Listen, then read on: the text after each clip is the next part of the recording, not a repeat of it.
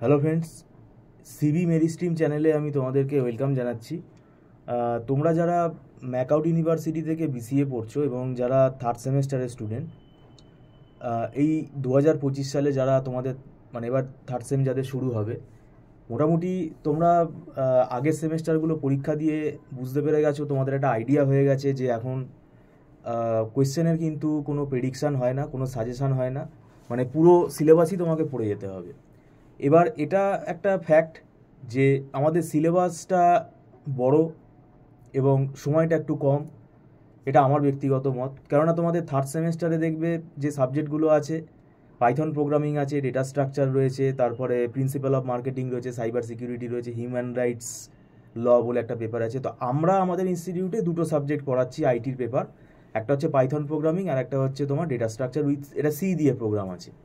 তো এই দুটো সাবজেক্টের সিলেবাস তো যথেষ্ট বড়, তার সাথে অন্য সাবজেক্টগুলোও রয়েছে। তো এই জুলাই মাস থেকেই আমি বলবো তোমরা পড়া শুরু করে দাও। আমাদের পড়া শুরু হয়ে গেছে, কেননা দেখো পাইথন প্রোগ্রামিং এটা যে কোনো ল্যাঙ্গুয়েজে সিলেবাসটা যথেষ্ট বড়ই হয় এবং সেটা পুরোটা না শিখলে কোনো ইউজ হবে না।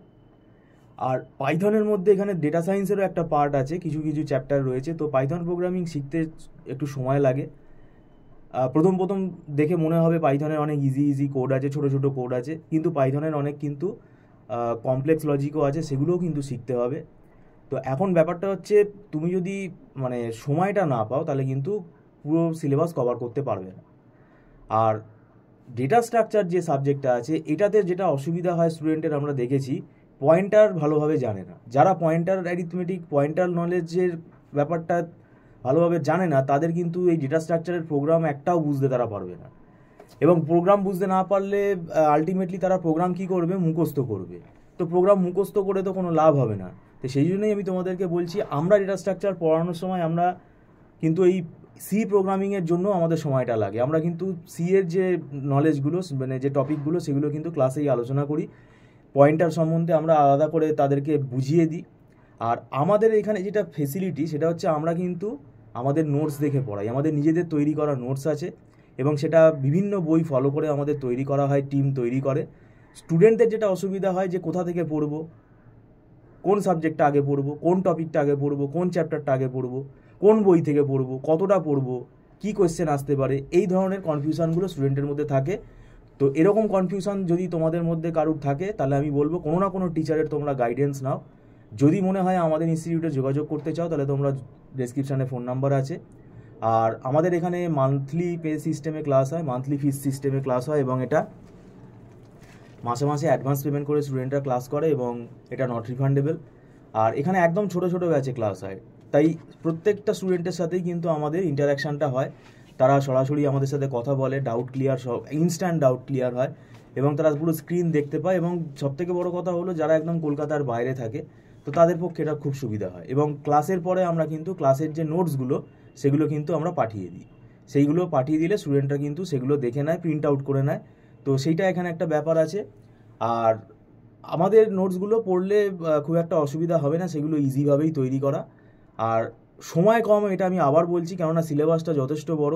আমাদের একটা দেখো দুর্গাপুজোর ফেস্টিভ্যাল আছে, সেখানে কলেজ ছুটি থাকে, আমাদের ইনস্টিটিউটও ছুটি থাকে।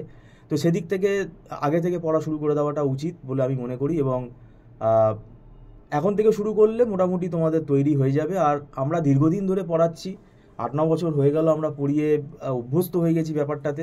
একটা ওয়েল ফরম্যাট আছে, তবে খুব দেরি করে আসলে বোঝাতে অসুবিধা হয়, কেননা আমরা যেহেতু ধরে পড়াই তাই আমাদের সময়টা একটু বেশি লাগে। আর একটা ব্যাপার হচ্ছে এখানে আমরা নিউমেরিক্যালগুলো সলভ করাই।